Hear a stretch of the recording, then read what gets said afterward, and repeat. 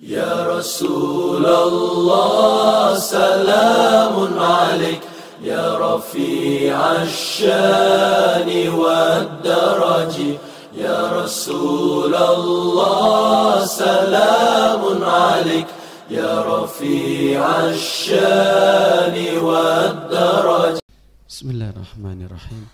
Assalamualaikum warahmatullahi wabarakatuh. Innal hamdalillah nahmaduhu wa nasta'inuhu wa nastaghfiruh wa na'udzu billahi min syururi anfusina wa min sayyiati a'malina. May yahdihillahu fala mudhillalah wa may yudlil fala hadiyalah. Asyhadu an la ilaha illallah wahdahu la syarikalah wa asyhadu anna Muhammadan abduhu wa rasuluhu la nabiyya ba'dah. Allahumma salli wa sallim wa barik ala sayyidina Muhammadin wa ala alihi wa sahbihi ajma'in, amma ba'd. Ingkang hormati para alim, para ulama, para kiai, para sepuh, para bini sepuh, Bapak Ibu jamaah Tombo Ati yang insyaallah dimuliakan oleh Allah Subhanahu wa taala. Alhamdulillah Riyadin kantun 19 dino. Asik semangat nggih Bapak Ibu nggih. Alhamdulillah. Engkang badhe dalam kaji inggih menika Surat Al-Isra ayat 88 hingga ayat 89. Bismillahirrahmanirrahim. A'udzubillahi minasyaitonirrajim. Bismillahirrahmanirrahim. Kullu inijtama'atil insu wal jinnu ala ayatu bimithli hadzal Qur'an la ya'tuna bimithlihi walau kana ba'duhum li ba'din dhahira. Ayat 88 riyen nggih. Kul, katakanlah wahai Muhammad, la inijtama'atil insu wal jinnu, kalaupun berkumpul jin dan manusia dan jin, ala ayatu untuk mendatangkan bimisli hadzal Qur'an, seperti Al-Qur'an ini, la ya'tu nabi mislihi, niscaya mereka tidak bisa mendatangkan yang serupa dengan Al-Qur'an, walau kana ba'duhum li ba'din dhahira, meskipun sebagian dengan satu dengan yang lainnya, sebagian satu yang lain dengan yang lainnya itu saling kemudian menguatkan. Jadi saling berkolaborasi untuk mendatangkan Al-Qur'an, saya tidak akan bisa mendatangkan yang serupa dengan Al-Qur'an.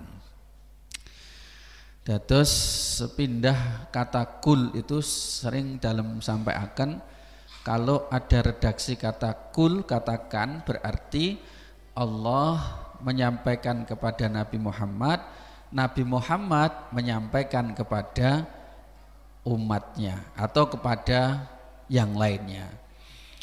Sehingga ayat ini seperti kata-katanya kalau dalam beberapa tafsir, Nabi Muhammad disuruh mengumumkan dan memperdengarkan, memperdengarkan kepada orang-orang, jikalau manusia dan jin niku berkolaborasi, selesa niki kolaborasi, berkumpul untuk mendatangkan yang serupa dengan Al-Qur'an, maka mereka nggak akan mampu. Ini berarti sebuah tantangan. Dalam nanti sampai akan jenengan sing jenenge tantangan niku mesti sifatnya, bahasa kerennya itu apple to apple, artinya mesti sepadan. Nek lomba lari, balapan melayu niku mboten mungkin bocah SD didu kalih cah SMA. Kelasipun SMA nggih SMA, kelasipun SD nggih SD. Maka tantangan ini mesti sepadan. Sehingga ketika disampaikan Al-Quran ini untuk menyampaikan sebagai sebuah tantangan, artinya yang diberitahu oleh Rasulullah atas perintah Allah, yang ditantang niku punya dalam tanda kutip kemampuan yang sepadan, karena pada masanya itu orang-orang Arab punya kemampuan dalam kesusastraan Arab, dalam bahasa Arab. Nah, Al-Quran kemudian menantangnya, maka menggunakan kula inijtama'atil insu wal jinnu. Lah yang menarik niku ngaten. Kenapa kok juga manusia dan jin? Nah, terus dua ini disebut sakola ini, menungso kalih jin niku kalih niki termasuk yang terkena taklif. Nah, terus jin itu nggih kados kula panjenengan sami dalam arti manusia. Itu ya ada yang mukmin, ada yang kafir, ada yang taat, ada yang boten taat. Niku jenis jin. Terus mereka juga terkena khitab dari syariat yang ditetapkan oleh Allah Subhanahu wa taala. Makanya ngaten. Dalam Al-Qur'an, Qul uhiya ilayya annahu istama'a nafarun minal jin. Tengene surat jin niku. Jin itu ketika mendengar Al-Quran itu sampai mengatakan inna sami'na Qur'anan ajaba. Sungguh kami mendengar Quran ini menakjubkan sekali. Makanya nyuwun sewu di dalam surat jin itu ada ayat bunyinya. Ini seringkali dalam kehidupan kita sehari-hari itu mirip kayak gini. Zaman dulu itu wa annahu kana rijalun minal insi ya'udzuna birijalin minal jin. Kata Al-Quran, dulu itu ada sebagian orang dari golongan kita manusia yang meminta perlindungan bantuan dari sebagian jin. Fazadahum rohaqo. Nah niki justru ketika meminta bantuan, menungso ki njaluk bantuan jin, jin itu senengnya gak kaprah. Nah ternyata dalam tafsirnya Ibnu Katsir niku diceritakan Pak, asli nih jin niku mboten ngerti nek dadah kemampuan. Cara ngaten nek mbek menungso iki sakjane ya wedi. Tapi karena ada yang meminta pertolongan kepada jin, akhirnya jin itu kemudian mengira bahwa kedudukan mereka itu lebih tinggi dibandingkan manusia. Ini kalau wasaken tafsiripun Ibnu Katsir. Kunna naro anna lana fadlan alal insi. Jadi jin ngomong, kami melihat karena menungso ki kok njaluk tulung teko karo jin, maka kami melihat mereka itu punya kelebihan dibandingkan dengan manusia. Li'annahum kanu ya'udzuna bina, karena mereka itu meminta pertolongan kepada kami, perlindungan kepada kami. Ai idza nazalu wadiyan au makanan muhishan minal barori wa ghairiha kama kana adatul arab fi jahiliyatiha. Jadi adate wong jahiliyah Arab riyen, Pak, iku kalau mereka itu singgah turun tenggene panggonan sing angker, dinanut angker ya, muhisan, dari lembah maupun ya secara ngono gambarannya nggih wadian niku lembah kaya alas dan yang lainnya itu. Nah, ketika kemudian mereka di sini turun ke situ manusianya pas posisi singgah nglewati ngaten niku terus wedi. Jenengan atene mboten Pak nek nglewati jembatan terus ngebel din. Aku kalau tak jajal bolak-balik wong ngebel, karena saya beberapa kali diajak mesti orang mesti ngebel, tak jajal ora tak bel ya ora apa-apa. Saestu niku tak jajal aku ya tak ora usah tak bel. Nggih mboten napa-napa. Iki wedine iki asline awake dhewe sing wedi. Nah, Dok, ini diceritakan oleh Imam Ibnu Katsir begitu. Jadi panggok-panggok sing angker niku nyun sewu, semakin kita takut, semakin dia menyenangkan jin. Sewenang jin. Nah, memang jin itu punya kemampuan yang lebih dibandingkan dengan dalam arti kecepatan dan yang ini dibandingkan kita. Makanya nyuwun sewu ini di dalam Al-Quran dijelaskan begitu, dan Ibnu Katsir dalam tafsirnya memberitahukan bahwasanya mereka itu mengira awalnya goro-goro enek wong sing jaluk pitulung karo jin. Akhirnya jin merasa dirinya lebih besar, lebih kuat. Dan di sini fazadahum rohaqo. Nek wis kadung wong ki njaluk pitulung jin mergo dianggap kuat, mereka semakin menakut-nakuti manusia. Jauh lah. Mulane iki di dalam sini disebutkan yauduna bi'adzimi dzalikal makan minal jan ayusibahum bisyai'in. Oh persis ya. Jadi mereka itu minta pertolongan karena takut terhadap tempat itu akan terjadi apa-apa kepada diri mereka. Seperti diantaranya masuk kepada satu tempat tertentu.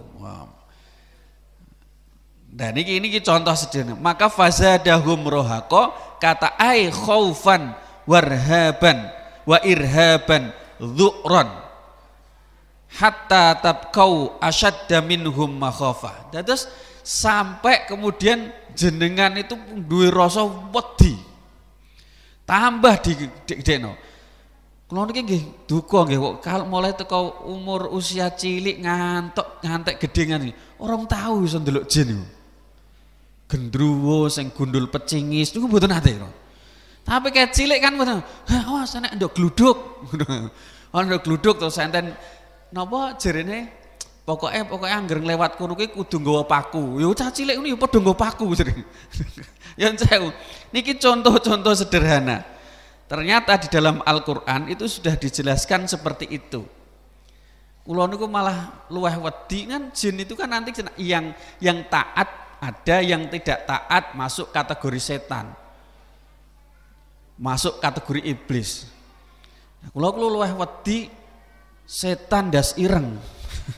Nungso tinimbang jin iki Pak. Kula wedi. Nah, dan itu memang terjadi. Jadi pada masa Rasulullah Muhammad SAW, walau nek wong ngomong tuyul niku nggih leres, Bu. Tuyul iku lho tegene hadis ini memang nek wong gambarno tuyul ki bocah cilik niku nggih leres asline. Senaosa kula nggih dereng nate ngerti tuyul. Tapi di dalam hadis memang itu sudah pernah terjadi. Contohipun nggih niki dalam sampai akan teng jenengan di antaranya kisahnya Ubay bin Ka'ab. Jadi Ubay bin Ka'ab niku bapak niku nggadah baidar niku kaya nyimpen gandum ngaten ya Pak. Panggok nyimpen gandum. Ya mirip-mirip kalau zaman riyen nek sakniki napa Pak istilah lumbung ngaten niku nek kangge napa nyimpen padi niku lumbung nggih sami nggih. Mirip kados mengkaten. Lah iku angger digawa tempat nyimpen niku mesti berkurang, kurmane niku kurang. Bapaknya cerita kalau Ubay bin Ka'ab niki, akhirnya diawasi.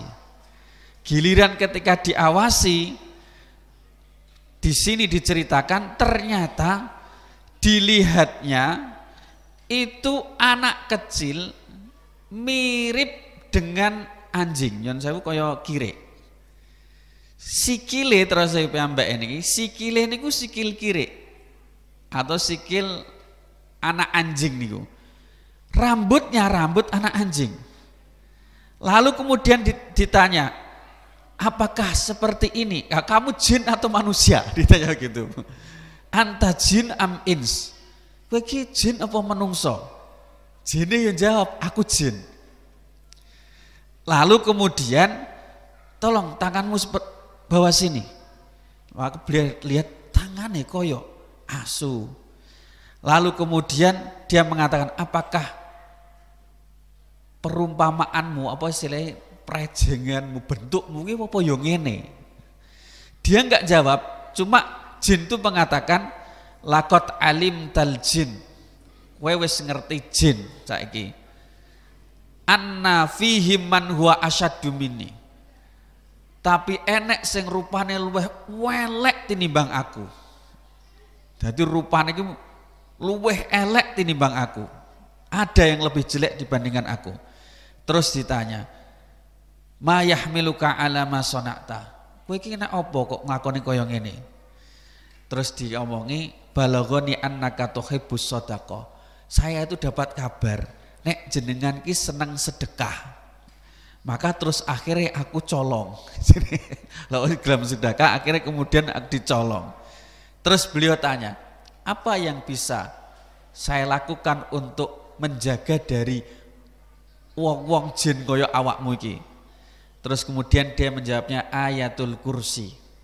Jadi ayat kursi, Allahu la ilaha illa huwal hayyul qayyum dan seterusnya itu.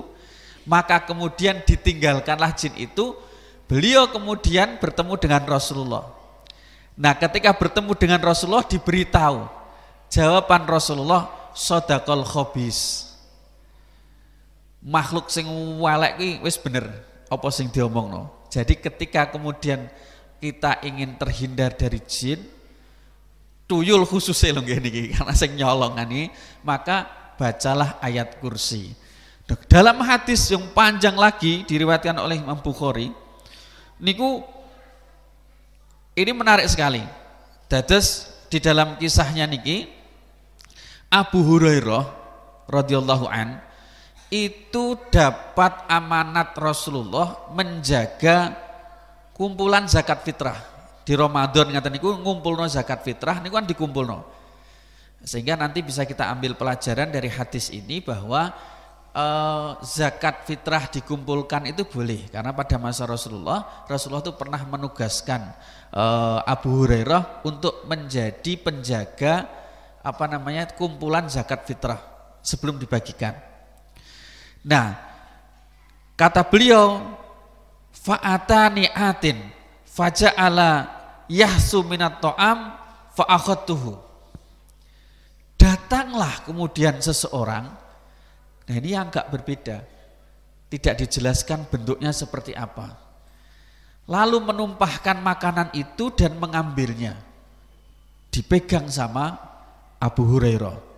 Wa qultu wallahi la arfa'annaka ila Rasulillah SAW. Demi Allah tak laporno awakmu ning ngene Kanjeng Nabi.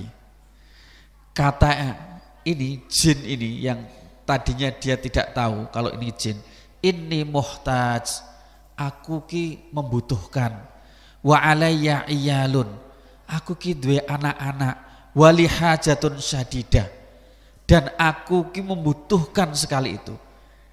Jadi nyolong beras zakat, atau kalau di situ tidak disebutkan beras nggih, tapi kalau zakat fitrah kan sesuai dengan makanan waktu itu di situ, boleh jadi beras, boleh jadi gandum.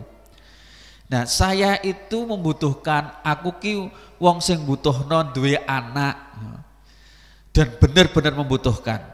Mergo ngesakno Abu Hurairah fa khallaitu anhu, tak beno dhek pergi.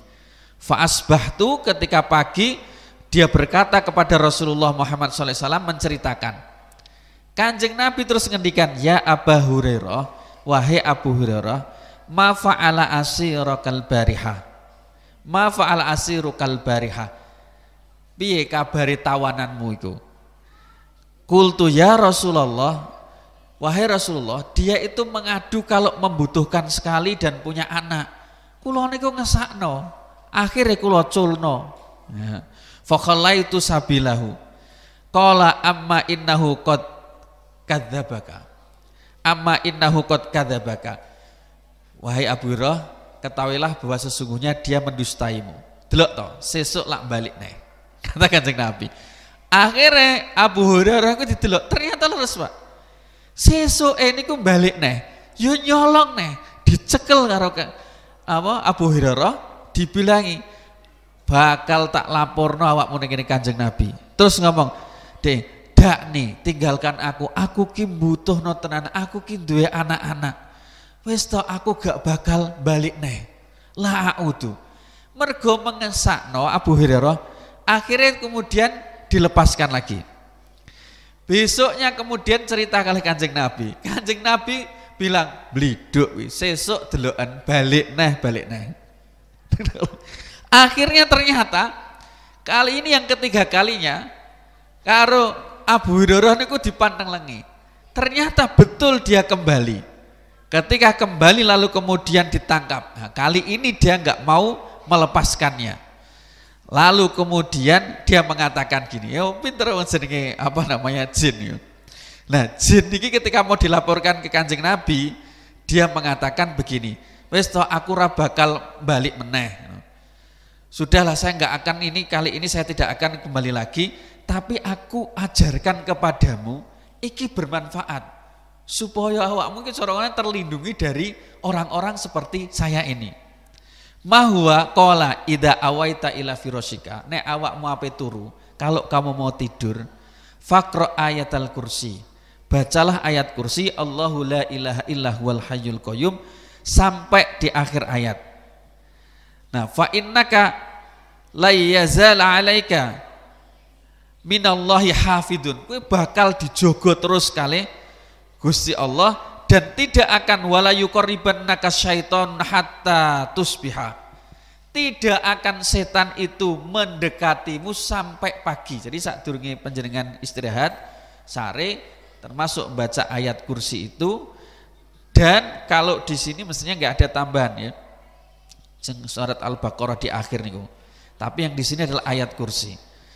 Disuruh membaca ayat kursi sebelum tidur, maka akan dijaga sampai dengan pagi.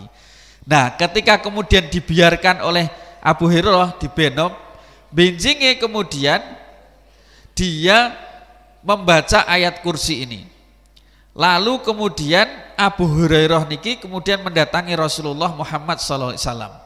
Cerita nek diajari karo wong sing nyolong niki. Akhirnya Kanjeng Nabi ngendikan amma innahu qad sadaqaka wa huwa kadzubun. Abu Hurairah, sesungguhnya dia membenarkan kamu tapi dia pendusta.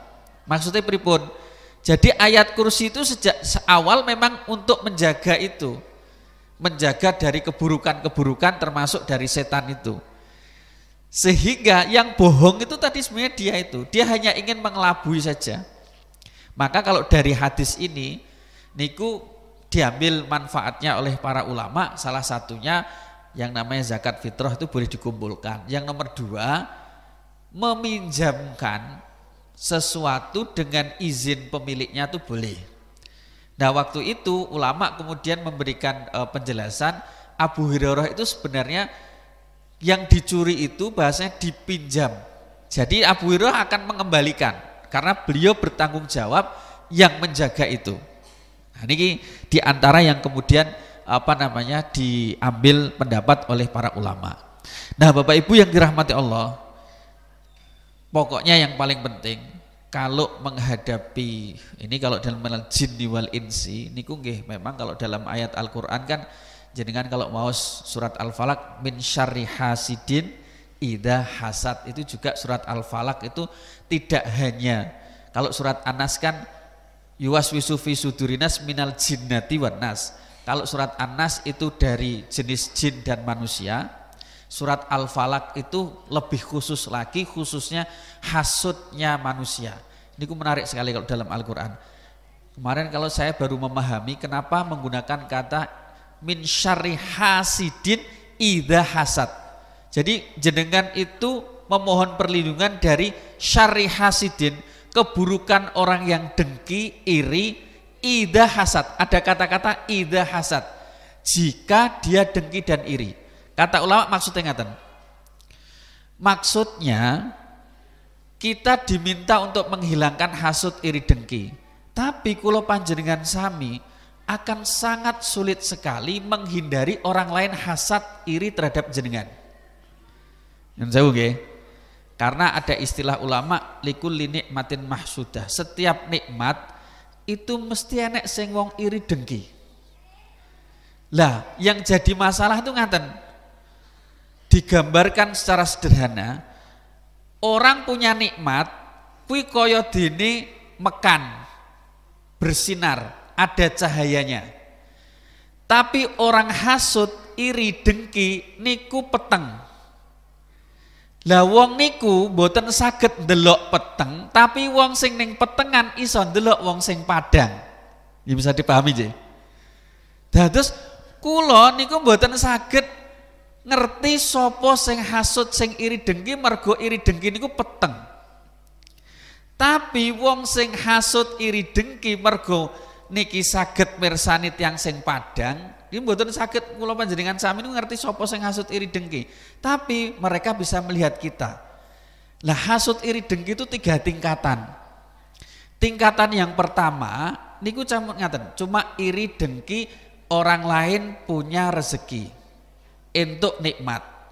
Tingkatan kedua niku tingkatan dia berharap nikmat yang dimiliki oleh orang lain itu hilang dari dirinya.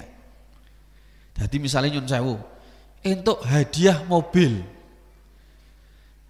tonggone entuk hadiah mobil, lah kok DE sing gak iso turu.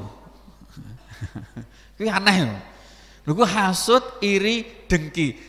Itu tingkatan pertama. Tapi nek sampun mikir muga-muga mobilnya tabrakan, niku pun tingkatan nomor loro. Tingkatan sing paling dhuwur niku nek sampai mikir hasud iri dengki, muga-muga mobil iki hilang, apa istilahnya hilang dari dirinya, kenek awakku, aku sing duwe mobil. Niku tingkatan ketiga, tingkatan sing dhuwur. Dan ini hasud iri dengki ini masya Allah. Makanya nyun sewu poso pak, poso niku sing paling abot. Nek tingkatan 3 niku yang paling berat tuh tingkatan namanya saumul qulub, posone ati. Nek tingkatan pertama niku disebut saumus syar'i, poso syariat niku nggih menahan diri dari makan, minum, berhubungan suami istri dari mulai terbit fajar sampai tenggelam matahari. Niku puasa ringan. Puasa naik ke atas lagi namanya somul akhlaki. Poso akhlak niku mata kita terjaga dari maksiat, lisan kita terjaga dari maksiat, telinga kita terjaga dari maksiat, kaki kita terjaga dari maksiat, diempet kabeh. Kados wong meteng niku lho Bu, nek ape ngomong elek kan wedi. Gitu ape ngomongi wong elek kan wedi, mergo wedi nek bayine iki terjadi sesuatu, ngempete gak karuan. Nah wong poso niku lisannya juga dijaga, tapi kan aneh kadang-kadang. Apa yang ngerasani, sik to jek poso engko bar buka ae lho. Aneh kuwi. Lah maksudnya poso niki supados njogo niku akhlak. Tapi sing wabot saestu niku saumul qulub, saumul qalb. Posone ati niki posone tingkatan ahli makrifat. Napa hasud, iri, dengki, suudzon. Nah, cerita lagi subhanallah. Syekh Mutawalli Sya'rawi itu cerita. Beliau itu cerita di posisi beliau itu sudah sepuh sekali. Dia bilang nih, saya itu getun kurak karuan sampai saya kita sik getun. Lah napa niku nalikane piyambake tasih alit, jan sini bocah cilik. Nah, ting daleme Syekh Mutawalli Sya'rawi niki kan anak bibi kalih anak pamannya niku yang membesarkan, yang mendidik niku bapakipun Syekh Mutawalli Sya'rawi, mergo bapak ibu niku kapundhut. Mergo bapak ibu sing bibi ini kapundhut, pamane nggih kapundhut, akhirnya putra-putrane niku sing didik, sing nafkahi niku bapake Syekh Mutawalli Sya'rawi. Landal dinten mbake sing gedhe niku, jadi mbake niki dadi sepupu berarti nggih. Niku pas poso-poso niku dadak nyekeli niku lho. Nyekeli gelas bar ngombe. Jadi niku Syekh Mutawalli Sya'rawi bocah cilik ngerti mbake kaya ngono ki, langsung melengos ngamuk ning ati, rasane gregeten. Poso-poso kok iso ngombe. Lah bareng ngono niku piyambake sing biasane mbak-mbek ngono celuk-nyeluk niku biasa niku meneng saestu. Belas mboten nate ngomong karo mbake niki. Lah ibuke terus kira nduk bocah kira nduk aneh. Terus ditakoki, "Cung, kamu kok saiki ra tau mbak-mbek isine ngono. Ra tau nyeluk mbakmu kena apa?" "Hah, wis pokoke ngamuk deh." "Sik tau kena apa ngono?" "Lah apa di bulan suci Ramadan kok dia minum ada gelas di tangannya." Guyu oleh ngakak ibuke ngene. "Cung, kowe oleh sinau fikih wis teko bab apa?" Ditakoni. Mbakmu kuwi wis gedhe, sok ben awakmu ngerti. Ada masanya wong wedok kuwi ora oleh poso. Jadi mbake iki posisine head man niku lho. Lah piyambake niku kan mboten ngerti. Ora ngerti nek mbake kuwi istilahnya man, jadi nggak tahu itu hukumnya seperti itu. Bocah cek cilik. Lah akhirnya Syekh Mutawalli Sya'rawi niku getun ya Allah. Aku kuwi suudzon karo mbakku. Nek dhek iki ra poso. Jadi Bapak Ibu nyun sewu, sakniki jenengan kedah husnudzon. Nek wong ning kene wong lanang rokok jedal-jedul jenengan kudu husnudzon, mbok menawa men.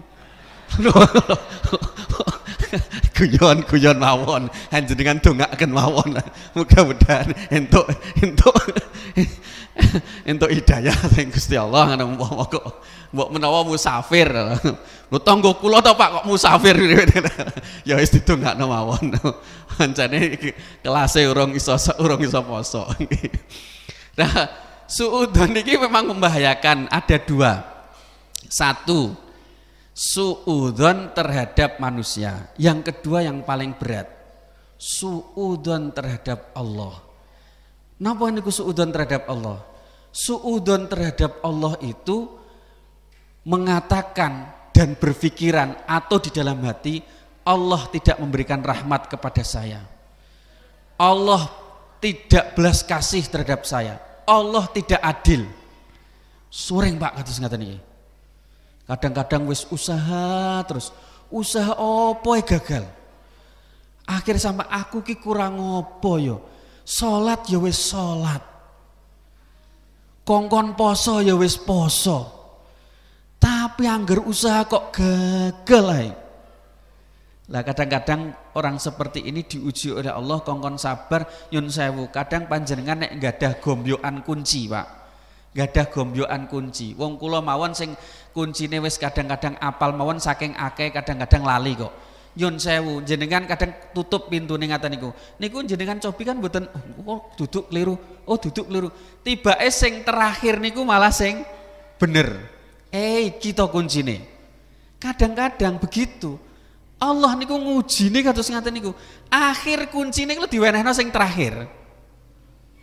Cuma orang niki sering sudah cara kasaran niki terburu-buru dan tergesa-gesa. Makanya di dalam Al-Quran sudah dijelaskan itu. Menungso itu rata-rata tergesa-gesa. Padahal ketika Allah menguji di belakangnya itu Allah ingin memberikan hikmah yang luar biasa besarnya. Atau sing kula nate ceritakan sing gadah seorang ulama yang riyen niku molimo nglakoni molimo wis pokoke elek kabeh.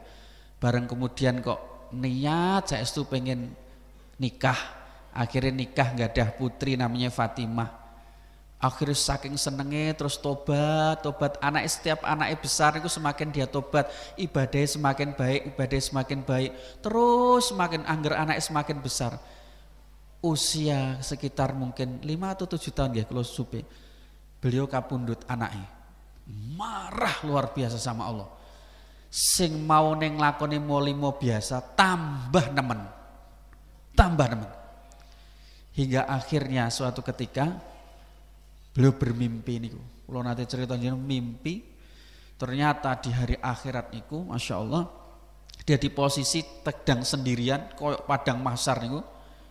Wono padang mahsyar niku ternyata digodak karo ula sing gawedhi. Giliran ketika dikejar itu dia lari ketemu orang yang sepuh sekali. Orang sepuh sekali. Tolong aku ra iso nulung, aku ki wong tuwek, ora kuat ra iso nulung kamu. Kowe mlayu rono, lari ke sana ternyata di situ ada api. Gak mungkin iki. Lari lagi kemudian hingga akhirnya menuju ke bukit itu ketemu orang tuanya melayu ke sana. Sampai di sana ada anak kecil bilang, "Ya Fatimah adriki abaki, ya Fatimah adriki abaki." Dia dengar, "Wahai Fatimah, kuwi lho bapakmu tulung." Akhirnya kemudian ditulung. Bapak ini ditarik kalih ini yang ternyata ini adalah putrinya yang meninggal dunia itu yang narik piyambake dari kejaran ular itu. Terus piyambake niku duduk di posisi Fatimah ning pangkuane kaya dene pas zamane ning ngene donya niku kan dipangku ngaten niku. Terus takok, "Fatimah, Sing gudak aku lho kuwi apa? Niku amal eleke panjenengan yang jenengan besarkan semakin besar semakin besar. Lah nek sing tuwek wong tuwek niku, niku ngaten niku amal soleh panjenengan sing jenengan cilikno mboten saged nulung mergo cilik.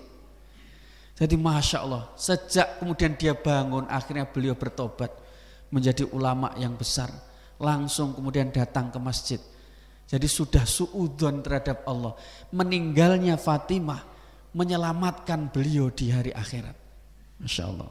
Nah, kadang-kadang kita tuh ya secara manusiawi kan sering marah gitu. Loh anak siji-siji ini dijukuk oleh Gusti Allah, Insya Allah. Tapi menjadi tabungan besok di hari akhirat. Makanya Nyun Sewu abote saestu husnudzon, puasa dari menghilangkan yang hati suudzon, hasud, iri, dengki niku pancen saestu wangel. Dan itu tingkatan ahli makrifat. Tapi nggih kula panjenengan diajak untuk belajar niku. Diajak untuk belajar menghilangkan prasangka buruk terhadap manusia, prasangka buruk terhadap Allah. Hasud, iri, dengki, lebih-lebih lagi Nyun Sewu sombong di dalam hati. Masya Allah, niku yang dihilangkan. Dalam lanjutakan, waktalipun mepet. Saya lanjutkan. Kemudian berkaitan dengan ini Nyun Sewu tahaddi tadi itu, tantangan itu karena Al-Quran itu mukjizat. Nah pertanyaannya begini, kaum musyrikin atau kaum orientalis lah, mustasyrikun. Kaum orientalis itu orang-orang yang non muslim yang kemudian sering mendebat, mempertanyakan, lho nek Al-Quran itu diturunkan kanggo wong Arab, mukjizate kanggo wong Arab, lah ya iso kaya ngono. Lah nek Kang kenapa kok gak? Lah nek bahasa Arab kan bahasa Arab. Lah kan tidak semua orang bisa bahasa Arab, tidak semua orang paham bahasa Arab. Terus mukjizatnya ning ndi? Oke lah itu turun kepada bangsa saat itu, di bangsa Arab. Tapi kan Al-Quran katamu itu tidak hanya untuk orang Arab. Al-Quran kan untuk seluruh manusia. Terus di mana letak mukjizatnya? Nah, subhanallah.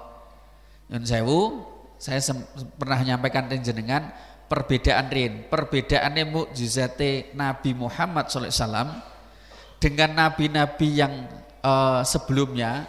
Niku kalau nabi-nabi sebelumnya mukjizat dengan buku kitab pedoman hidup itu berpisah. Injil dengan mukjizatnya Nabi Isa niku benten. Taurat niku beda dengan mukjizatnya Nabi Musa. Mukjizatnya Nabi Musa yang bisa membelah lautan itu hanya bisa dirasakan pada masanya. Saat ini jenengan mboten saged ngraosaken. Mukjizatnya Nabi Isa yang bisa menghidupkan orang mati atas izin Allah itu bisa dirasakan waktu zamannya Nabi Isa. Hanya bisa dirasakan oleh masanya dan bukunya, kitabnya itu terpisah. Tapi Nabi Muhammad Sallallahu Alaihi Wasallam mukjizatnya Al-Quran ini gabung jadi satu. Loh apa Nabi Muhammad itu tidak memiliki mukjizat yang bisa dirasakan seperti Nabi Musa dan enggak ada. Misalnya pun contoh dari jari-jari Kanjeng Nabi keluar air, kemudian terbelahnya bulan, gak ada Kanjeng Nabi itu. Tapi Nyun Sewu itu tidak lebih penting dibandingkan dengan mukjizat Al-Quran karena Nabi penutup Nabi dan ini sampai di akhir zaman. Mana di antara mukjizatnya? Nyun Sewu niki dalam sampai akan di antaranya misalipun mukjizat secara bahasa saja. Mukjizat secara bahasa itu jenengan kalau di dalam ayat Al-Quran gak usah orang yang pinter bahasa. Kata hayat dengan maut, hidup dan mati jumlahnya pun sami 145. Artinya pasti ada hidup, pasti ada mati. Sama dengan kata dingin dan panas, bard sama har, jumlahnya 4, sama. Jadi sing adem ya jumlahe 4, sing panas ya jumlahe 4. Kata al-kufru wal iman, kata kafir dan iman 17, jumlahe padha 17. Contoh sederhana kok iso kaya ngono. Ini secara sederhana. Jadi ini dari sisi bahasa saja. Dari sisi bahasa misalkan kalau yang lain munasibah ayat qoblah antara ayat satu dengan ayat yang lain, misal ayat tentang puasa. Ayat tentang puasa di tengah-tengahnya itu ada ayat tentang doa. Orang bertanya, "Lho kok iso diselingi karo doa?" Wa idza sa'alaka ibadi anni fa inni qarib ujibu da'watad da'i idza da'an falyastajibu walyastajibuli wal yu'minu bi la'allahum yarsudun. Ayat berikutnya kan ukhilalakum lailatas syiyami rafasu ila nisaikum sampai seterusnya. Atasnya ini kan syahrul ramadhan alladzi unzila fihil Qur'an hudal linnasi wa bayyinatin minal huda wal furqan, kan ayat poso, di tengah-tengahnya kok ada ayat tentang doa. Niku kita tahu hadis Rasulullah mengatakan 3 golongan yang tidak akan ditolak doanya, diantaranya as-shaimu hatta yuftir, wong poso sampai dia berbuka. Berarti antar ayat dengan ayat yang lainnya itu selalu berkaitan. Kalau orang yang bertanya begitu dia tidak paham, karena orang berpuasa itu doanya tidak ditolak oleh Allah sampai dia berbuka. Maksudipun nek ngono aku ora usah buka, nggih mboten ngaten. Maksudipun doa-doa kula panjenengan sami ini dikabulkan oleh Allah. Lalu kemudian contoh sekarang ijazul al-kauni. Contoh nipun mukjizat secara kaun. Misal hal-hal yang gaib yang ada di dalam Al-Qur'an, tenggene Al-Qur'an itu baru bisa dibuktikan setelah ribuan tahun. Contoh kisahipun Fir'aun. Fir'aun kan zamanipun Nabi Musa. Antara Nabi Musa dengan Nabi Isa, kan Nabi Musa, Nabi Isa, Nabi Muhammad. Nabi Musa dengan Nabi Isa mawon itu 1900 tahun jaraknya. Lah antara Nabi Musa ke Nabi Isa Nabi Isa ke Nabi Muhammad itu 620 tahun, kira-kira 620 tahun. Jadi Nabi Musa ke Nabi Isa itu 1900 tahun. Lah Nabi Isa ke Nabi Muhammad 620 tahun. Tapi kisah tentang Fir'aun itu kemudian bisa dibuktikan mayat yang sampai saat ini kita sik wonten niku tenggene Museum Giza di Mesir niku. Sampai sekarang masih ada, karena Al-Quran mengatakan fal yauma nunajjika bibadanika litakuna liman khalfaka ayah. Hari ini Fir'aun ku selamatkan jasadmu. Masya Allah, Al-Quran sudah mengatakan itu padahal kejadiannya ewonan tahun, pembuktiannya tahun 90-an. Hal yang gaib terbukti sekarang. Contoh malih nyun sewu, niki contoh ijaz ilmi. Jadi kan sering membaca fama ya'mal mithqala dzarratin khairan yarah wa may ya'mal mithqala dzarratin syarran yarah. Dzarrah niku kan sering diartikan sebagai dasi semut cilik pudak, semut pudak niku. Atau diartikan sebagai atom atau diartikan sebagai biji sawi. Tapi sekarang orang menyebut dzarrah niku itu adalah atom, termasuk dengan atom yang jenengan pirsa niku kan bom atom niku. Semakin kecil semakin dahsyat. Al-Qur'an sudah jauh sebelumnya menyebut kata dzarrah niki. Jadi secara ilmiah yang kecil itu jangan diremehkan. Karena yang kecil itu ternyata semakin lama semakin dahsyat. Buktinya bom atom. Cilik tapi luar biasa daya. Sing gede malah orang karuan.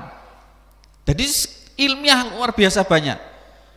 Al-Quran ketika membuat contoh misalipun terkait dengan nyamuk, masalul ladina pripun innallaha la yastahi ayadriba masalam ba'udatan fama fauqaha. Allah tidak malu membuat perumpamaan sekecil nyamuk atau lebih kecil dari nyamuk. Wong saiki lagi ngerti. Hei, nyamuk itu ternyata Bapak Ibu itu yang punya potensi membunuh manusia lebih besar dalam setahun tuh diperkirakan ada 7.000 orang mati gara-gara nyamuk. Jumlah spesiesnya itu ribuan jenis-jenisipun. Lah nyamuk sing nyokot jenengan kuwi tibake duduk nyamuk lanang. Nyamuk sing nyokot jenengan kuwi nyamuk wedok betina. Nyamuk lanange mangane teko apa? Mboten mangan saka nggone getih. Tapi kula waos ternyata makan dari makanan yang manis seperti nektar. Karena dia tidak butuh banyak protein.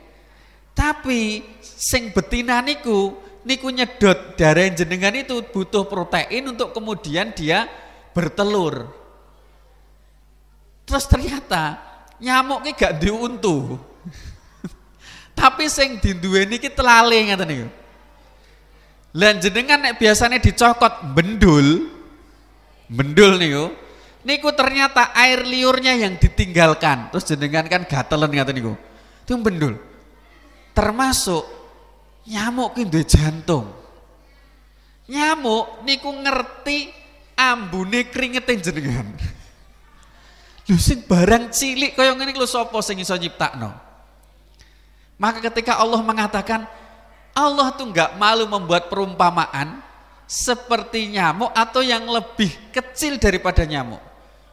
Saat ini orang baru paham, termasuk nyun sewu, termasuk semut.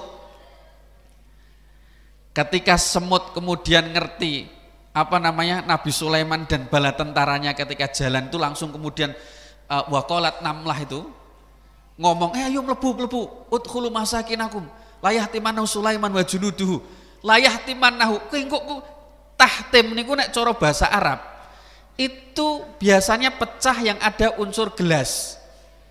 Ternyata hasil penelitian semut niku ternyata di tubuhnya mengandung gelas. Piye coba ya? Al-Qur'an niku membenarkan semua yang terkait dengan hal-hal ilmiah yang dulu orang mungkin muskil, aneh. Jadi ketika membuat perumpamaan, misalipun contoh Al-Quran membuat perumpamaan seperti tawon. Karena apa kok kemudian termasuk di tawon ketika Rasul juga mengatakan dalam hadis kan Rasul menggunakan perumpamaan kan masalul mukmin, perumpamaan seorang mukmin kan kados dene tawon nggih. Nah, jenenge tawon niku nek golek panganan niku mesti digoleki sing paling apik. Tawon lebah niku lho, lebah madu mboten tawon das lho nggih. Lebah ndas niku. Tapi niki lebah madu niki.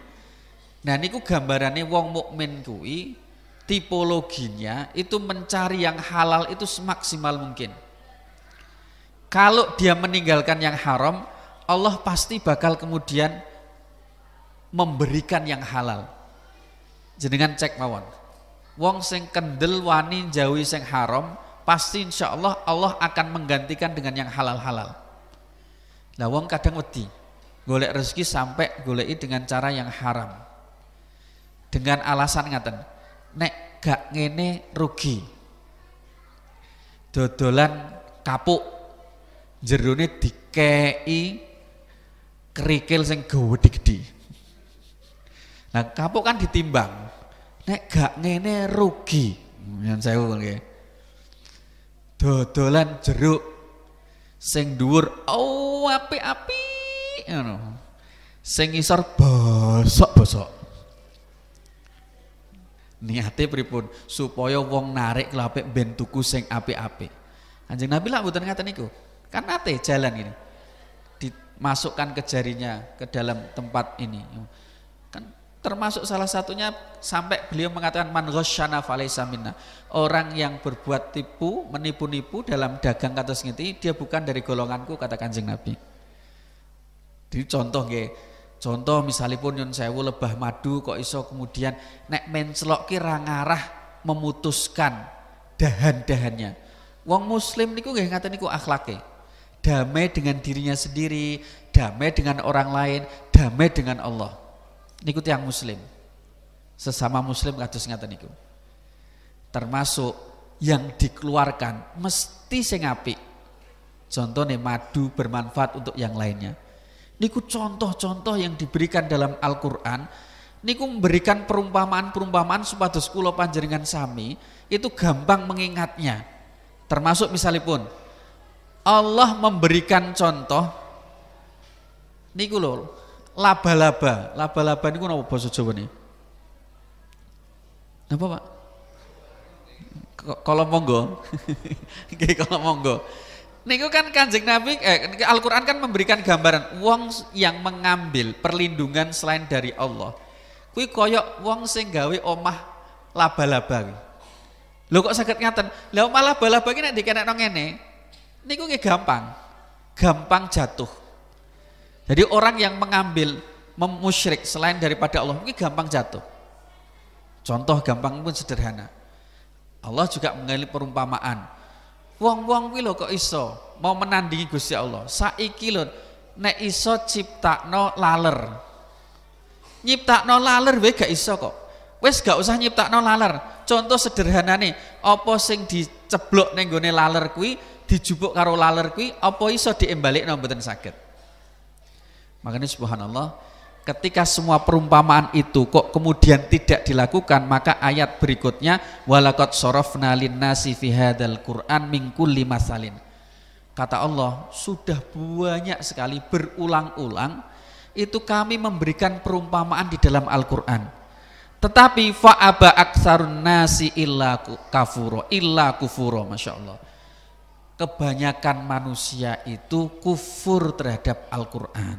Mulanya Bapak Ibu yang dirahmati Allah, kalau panjenengan sami ini termasuk orang-orang yang insya Allah orang-orang yang beriman terhadap Al-Qur'an iki Masya Allah, bukan termasuk golongan orang-orang yang kufur. Yang kita berdoa mudah-mudahan Al-Qur'an sing jenengan waos niku benjing dadosaken syafaat di hari akhirat kelak. Amin amin ya rabbal alamin. Termasuk puasa yang kita jalani juga fa insyaallah memberikan syafaat kita di hari akhirat kelak. Amin amin ya rabbal alamin. Monggo kita tutup ganti wawasan istighfar 3 kali. Astaghfirullah Rabbal baraya. Astaghfirullah minal khotoya. Rabbi zidni ilman nafi'an wa wafiqni amalan salihan.